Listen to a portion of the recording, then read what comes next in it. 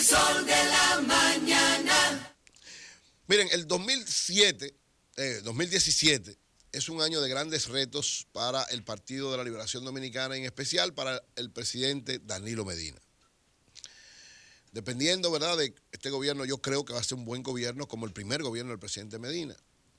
Él ha logrado muchas cosas, desarrollar un gran gobierno en su primera etapa y en lo que va hasta ahora de su segundo periodo, y consolida una serie de conquistas interesantes, lo que tiene que ver con la revolución educativa, lo que tiene que ver con las visitas sorpresa, con el desarrollo y el impulso al área agropecuaria, lo que tiene que ver con la construcción de importantes vías, lo que tiene que ver con la lucha para enfrentar los niveles de pobreza, la facilidad que se le está dando a los sectores, a las pymes, a pequeñas, medianas y microempresas, en términos de crédito, en términos de facilidades. Es decir, hay una amplia gama de éxitos logrados por el gobierno del presidente Danilo Medina, que yo siempre digo lo consolidan y lo llevan a ser uno de los mejores presidentes de la historia de la República Dominicana. Sin embargo, desde mi punto de vista, hay dos grandes retos. Lo estoy diciendo desde hace unos meses. Hay dos grandes retos que este año deben ser, desde mi punto de vista, el punto de partida para empezar a abordarlo de manera holística, de manera global, buscando soluciones amplias a dos elementos que son fundamentales. El primero, que ya me he referido en varias ocasiones, a lo que tiene que ver con la seguridad ciudadana. Ya son varias y es una discusión permanente, y sobre todo con esto que pasó ahora con la banda de John Percival, se ha visto con más necesidad que nunca el hecho de que el presidente como tal, porque nuestra debilidad institucional nos lleva a entender que si el presidente no se mete en algo es muy difícil que camine bien. Entonces, en la seguridad ciudadana tiene que meterse él de manera personal y directa.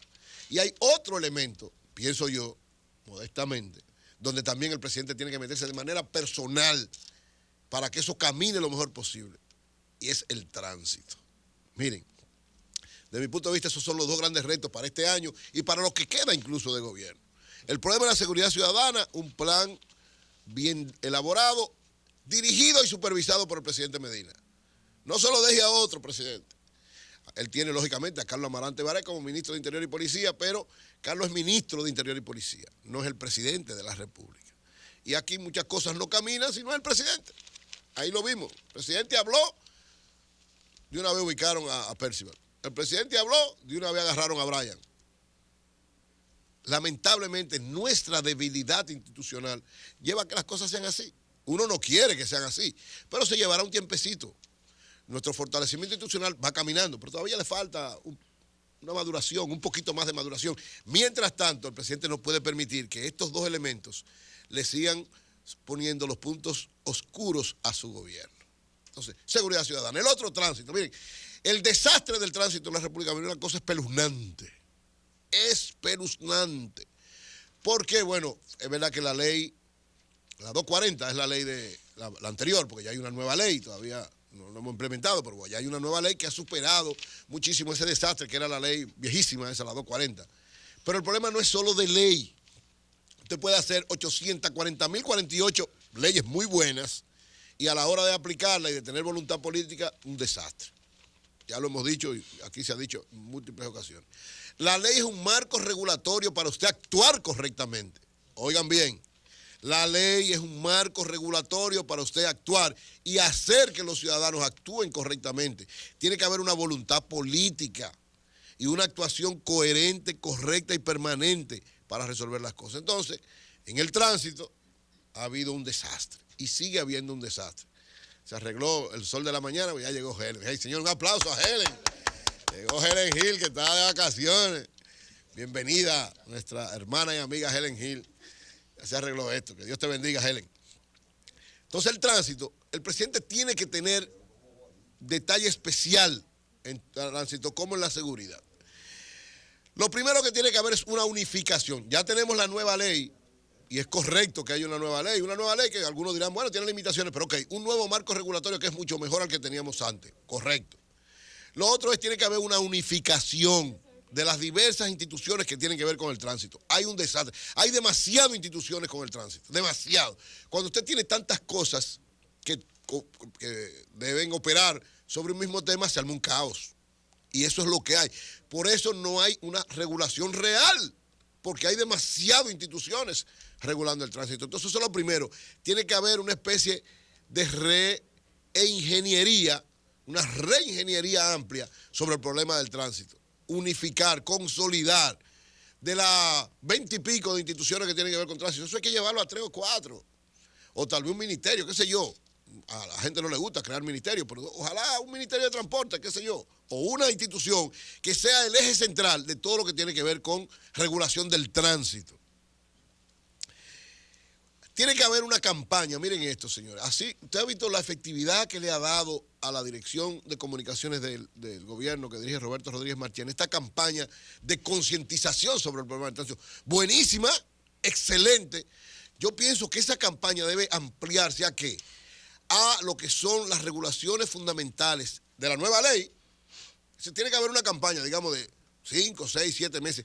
Una campaña agresiva en todos los medios, en todos los lados, diciendo, miren, si usted viola tal aspecto de la ley, va a pasar esto. Si usted se ve en rojo, va a pasar esto. Si usted anda sin licencia, va a pasar eso. Es decir, una especie de concientización a la gente. Porque a partir a partir de agosto, del 1 de agosto, vamos a ser implacables en la aplicación de la ley. Muchos dirán, Eury, ¿por qué hay que esperar hasta el 1 de agosto? Porque yo creo que tiene que haber una campaña primero como de ablandamiento y concientización. Muchos dirán, no, pero eso debió ser antes. No, bueno, no fue. Es ahora que hay que hacerla. Y una campaña agresiva de concientización, de conferencias, de mucha publicidad, de mucha participación de los responsables de eso, dando información y aclaración, para entonces empezar a partir de un momento a aplicar un plan agresivo y específico para que, miren, no hay que hacer mucha bulla, ni hay que hacer, no hay que inventarse un congreso científico de hecho, es 4 o 5 cositas en tránsito que hay que regular. Por ejemplo, no puede permitirse una cosa tan sencilla. A partir de tal fecha, el gobierno, junto con AMEI, con todo el que tenga que ser, y con todas las instituciones, no puede haber un carro en la República Dominicana que circule sin placa. Eso no es posible, señores. Eso muestra el desastre y el poco desarrollo de esta nación. No puede haber un carro sin placa, no puede haber una motocicleta sin placa. Entonces, muchos dirán, pero eso no es nada, eso no. No, eso sí es mucho. O sea, no es posible. Pero además no es solo el gobierno, es también nosotros como ciudadanos. O sea, que haya como una especie, y en eso José tiene toda la razón siempre, José Alú, tiene que haber como un centro del gobierno nacional de información y de captación de esas cosas. Es decir, yo veo un carro sin placa que yo pueda llamar, no simplemente a la policía, que a veces hasta, lamentablemente uno tiene cierto temor con la policía, sino uno llame a algo, una especie de 911 especial, una cosa así, donde, ok, hay un carro sin placa, le van a dar seguimiento, lo van a parar, le van a poner la multa, o sea, eso, tan sencillo como eso, señores. Si nosotros logramos eso, estamos dando un paso de avance. La cantidad de motores, señores, ustedes saben la barbaridad, y nadie se preocupa por eso. 1,5 millones de motores sin nada, o sea, no tienen papeles, o sea, no tienen los papeles que tienen que ver con matrícula, no tienen seguro, no tienen nada, y la gente anda caminando con ellos. Eso, muchos dicen, que ahí vienen los famosos padres de familia. No, el problema es que es el principal transporte. Bueno, señores, pero eso es un desorden. Usted tiene un motor, vamos a darle un tiempo, vamos a darle una prórroga de un espacio de 3 meses. En 3 meses usted tiene que regularizarme ese motor, si no lo va a perder. Si no, usted no puede andar en la calle con ese motor. Pero hacerlo con firmeza, precisión y con un procedimiento claro de que, mire hermano, el que ande con un motor sin papeles sabe que va a caer preso, que va a ser sometido a la justicia y que no puede andar en la calle sin papeles. Lo otro, hay que reordenar y aclarar bien el problema de las multas, porque es un desorden también. Ese es otro desorden. Bueno, el famoso chofer que anda por ahí con 400 y pico, que ya debe ser como 600 multas, y sigue manejando. Lo que hemos vivido en Estados Unidos, yo viví 6 años en Estados Unidos, valoramos extraordinariamente. Es otra sociedad mucho más desarrollada, mucho más institucionalizada. Pero hermano, mire, en Estados Unidos usted le ponen una multa. Usted tiene 2 opciones. Si usted cree que es incorrecto, usted va a un tribunal y pelea con el policía Y mucha gente gana diciendo, no, el policía cometió un error, yo no hice eso que él dice. Y la jueza evalúa y a veces no. O usted paga la multa. Ahora, si usted ni va a tribunal, ni paga la multa y la deja acumular, mire, va a llegar un momento donde usted no va a poder tener licencia. ¿Por qué? Porque eso le va a salir en un historial y cuando usted va a ir a buscar la licencia, ¡rian! No, usted lo que es un irresponsable, hasta presos salen de ahí. Entonces, y aquí no se puede hacer eso. Otra cosa, el asunto de la revisión, la famosa, ¿cómo se llama? Revista, la famosa revista, que es un relajo, es un desorden. Entonces, no puede el Estado hacer un acuerdo, como cuando uno ve sociedades desarrolladas como Estados Unidos. Señores, el que tiene un carro en Estados Unidos, cada 6 meses o 7 meses, tiene que ir a un taller que no es del gobierno. Ese taller no es del gobierno, tiene un acuerdo con el gobierno. Tiene que pasar una inspección, se llama ya. Esa inspección te chequean el carro, te ven todas las cosas, que todo esté bien. Si tú no tienes esa inspección, tú no puedes andar con ese carro, porque si andas te van a meter una multa, y si sigues andando con él, te van a meter preso. Entonces, tiene que resolver. Es una cosa sencilla. Es más, eso es hasta un buen negocio para el sector privado. Hace un acuerdo con aquí hay muchísimos buenos talleres, de manera que los vehículos vayan allá. Lo que pasa es que me van a decir una vez, no, el problema es que aquí hay muchos vehículos que no van a pasar la inspección, pues que no anden en la calle. O sea, si usted tiene un vehículo que no puede andar en la calle, o usted lo arregla o deje de andar en ese vehículo. Entonces, eso lógicamente, una campaña de concientización, un tiempo para aclararlo. Pero miren, señores, si Danilo, él personalmente, yo reitero, vuelvo y reitero, él personalmente no se mete en eso, en transporte y en seguridad ciudadana, lamentablemente van a seguir siendo eso dos hándicaps dolorosos, difíciles, que estarán empañando el excelente gobierno que está haciendo Danilo. Porque Danilo está haciendo un excelente gobierno. Desde mi punto de vista, el mejor gobierno de la historia de este país. Pero, lógicamente, nada es perfecto y tiene dos grandes hándicaps. Esos dos grandes hándicaps son la seguridad ciudadana y el tránsito, desde mi punto de vista. El 2017, presidente Danilo Medina, es el punto fundamental para que usted entienda que tiene que meterse en esa situación. De lo contrario, porque lo malo de la gente, él puede tener muchísimas cosas buenas, pero la gente nada más habla de lo malo. Yo estoy tratando no de hacerle daño, porque yo no tengo por qué hacerle daño a nadie, sino de precisamente tratar de que el gobierno sea consecuente con las cosas buenas que ha hecho y que ahora le dé prioridad a esos dos elementos que para la población son elementos de suma importancia. El sol de la mañana. El sol de la mañana. Miren, voy ahora a hablar de Hipólito Mejía, el PRM y la oposición. Así como hablé del gobierno, miren. Hipólito Mejía está sumamente activo en los últimos días. ¿Por qué? Eso tiene una explicación, desde mi punto de vista, una explicación política. Hipólito, un expresidente de la República, todos los expresidentes en todos los países del mundo son potenciales candidatos si no tienen una objeción para ser candidatos. Y Hipólito no la tiene. Entonces, ¿qué se está dando? Yo decía, en el lado del PLD hay una situación especial y en el lado del PRM hay una situación especial.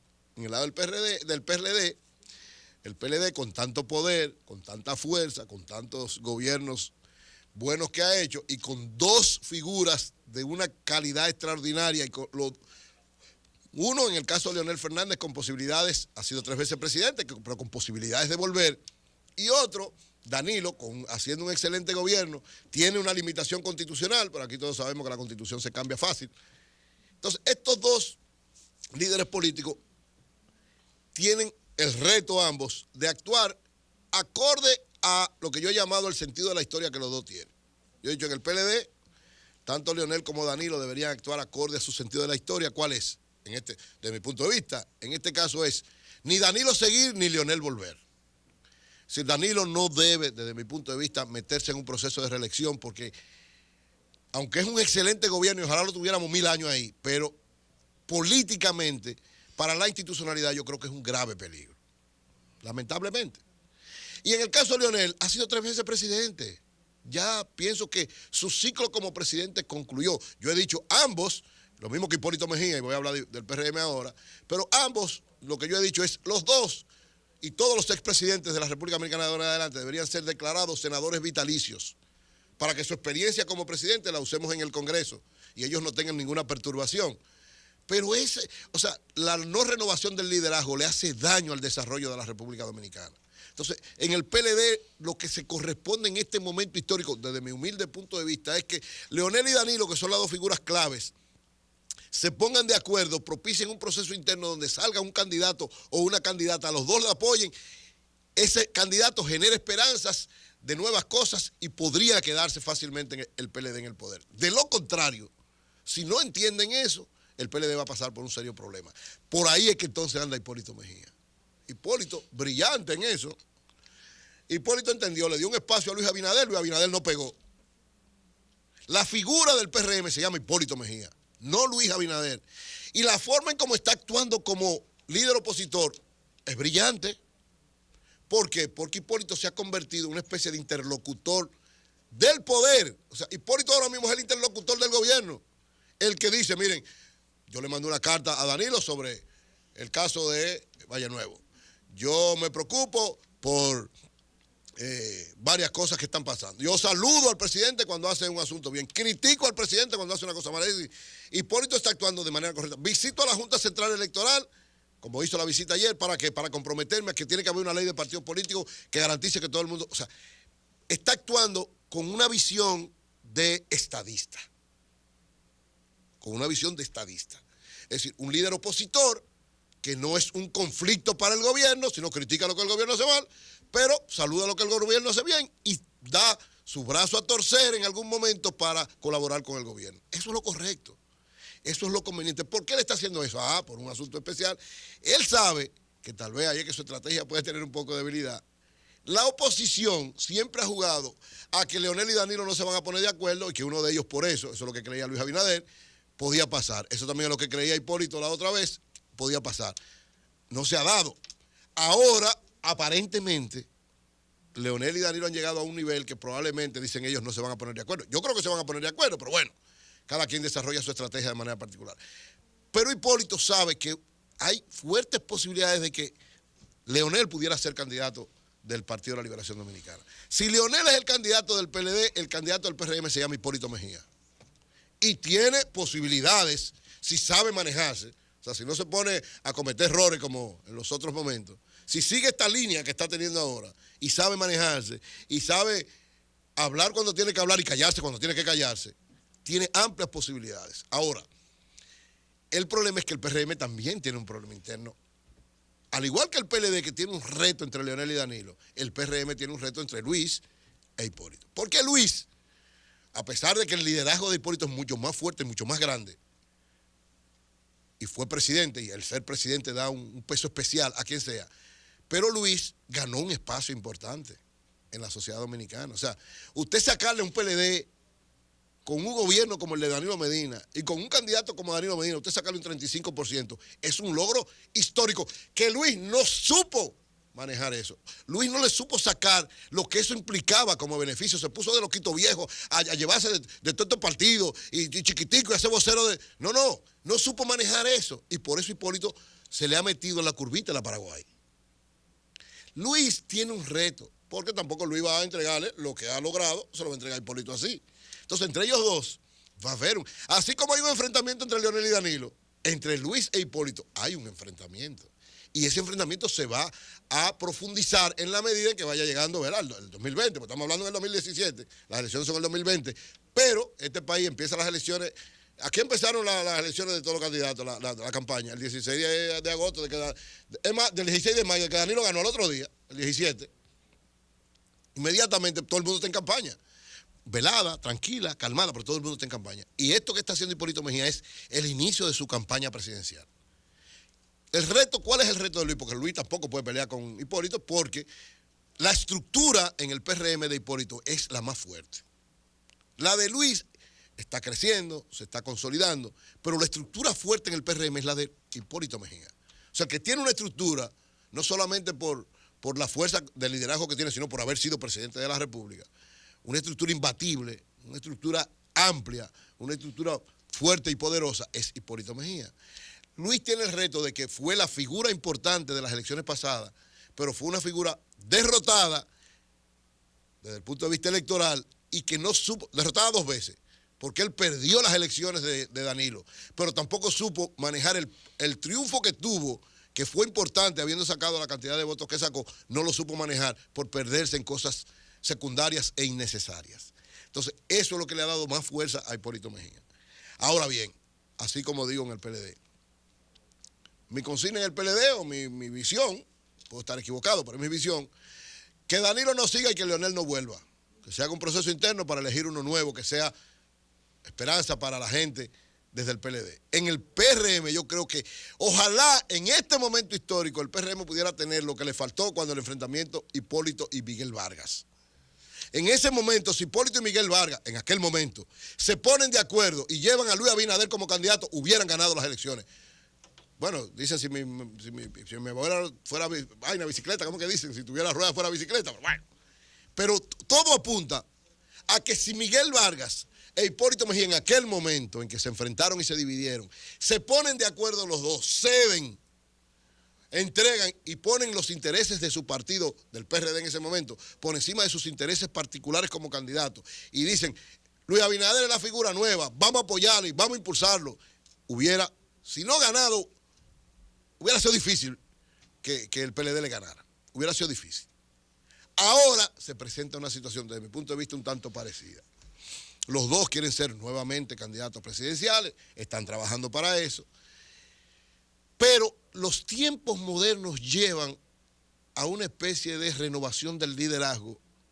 Luis Abinader diría, pero yo soy nuevo, Eury, yo salí ahora, yo lo que tengo es poco tiempo. Sí, pero lamentablemente la figura de Luis Abinader frente a la de Hipólito Mejía crea un conflicto tal que se ven los dos como si fueran dos líderes viejos y ya como agotados. Es duro decirlo, pero es lo que yo veo, ¿verdad? Y frente a un candidato nuevo del PRM, impulsado por ellos dos. Claro, si los dos, porque ahí viene, los dos deben tener sentido de la historia. Lo que yo digo que le sobra a Leonel y Danilo, le faltó a Hipólito y a Miguel en un momento, y ojalá no le falte a Hipólito y a Abinader. Porque la fuerza de ellos dos juntos se divide, se debilita y se convierte casi en nada si ambos se dividen. O sea, si vuelve otra vez a enfrentarse Hipólito y Abinader y hay un conflicto entre ellos, el PRM no tiene nada que buscar en las elecciones del 2020. Nada que buscar. El PLD con cualquiera le puede ganar. Con cualquiera. Si pasa una situación de esa naturaleza. ¿Qué hay en el PRM? Lo mismo que en el PLD. En el PLD hay un grupo de opciones nuevas que deberían ser propiciadas por los dos principales líderes. Lo que pasa es que los líderes nuestros no quieren entregar nunca su corona, se quieren quedar para siempre, pero si hubiese una concepción clara en ambos lados, en el caso del PRM, si Luis Abinader y Hipólito Mejía se ponen de acuerdo para impulsar, por ejemplo, a Carolina Mejía, digo yo, a Carolina, o a propiciar una renovación del liderazgo ahí que pueda surgir, ahí está, ¿cómo se llama el alcalde del Distrito Nacional? David Collado. David, se me fue el nombre. Se me fue el nombre de David. Yo creía todavía que era Roberto. David Collado, señores. O sea, ustedes se imaginan, oigan bien, una fórmula apoyada por Hipólito Mejía y Luis Abinader, encabezada por Carolina o por David Collado. O sea Carolina David Collado o David Collado Carolina. Por ejemplo, cualquiera de los dos. Esa es una opción refrescante, buena, pero además que demuestra la grandeza de Hipólito Mejía y de Luis Abinader. Eso debería ser, lógicamente, en política nunca es lo que debería ser, sino lo que es. Pero así como hay una situación difícil en el Partido de la Liberación Dominicana, también, señores, hay una situación difícil en el Partido Revolucionario Moderno. Por la misma, son las dos realidades en ambos lados, con características, digamos, un tanto diferentes, pero orientadas en el mismo sentido. Dos importantes líderes en cada lado, donde deberían poner los intereses de su estructura partidaria, o sea, de lo general por encima de lo particular, deberían poner los intereses de su partido por encima de sus intereses particulares presidenciales, pero donde es muy difícil, casi imposible, que eso pueda concretarse.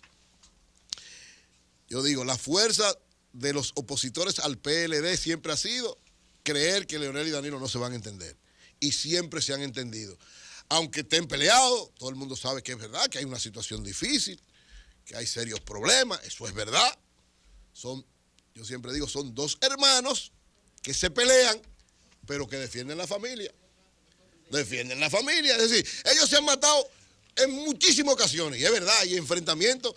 Señores, en el 2007 nadie pensaba que Danilo iba a llamar a su gente a trabajar por Leonel, nadie, cuando pasó lo que pasó. Sin embargo, Danilo con su humildad, tranquilito, callado, a todos nos mandó a trabajar por Leonel.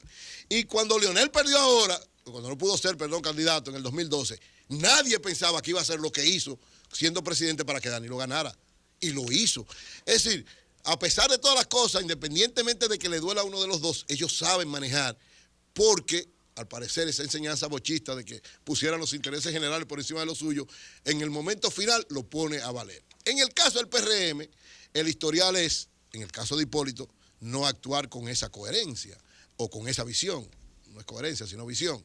Es decir, el enfrentamiento con Miguel Vargas, ni Miguel Vargas tampoco actuó así, ninguno de los dos. Es decir, en el caso del PRD ha sido diferente al del PLD.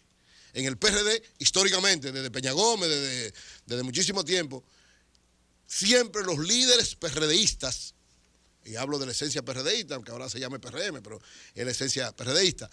En la esencia PRDista es el enfrentamiento, el yo pelear por lo mío sin importarme lo general y enfrentarte a ti para derrotarte. Esa ha sido la historia.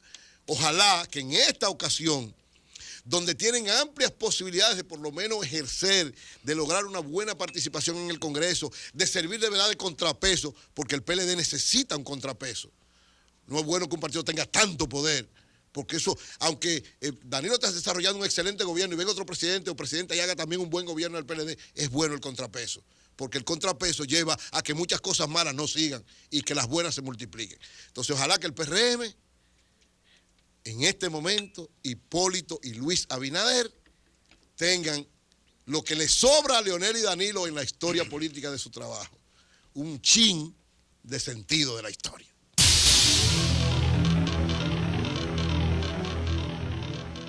El sol de la mañana, el sol de la mañana.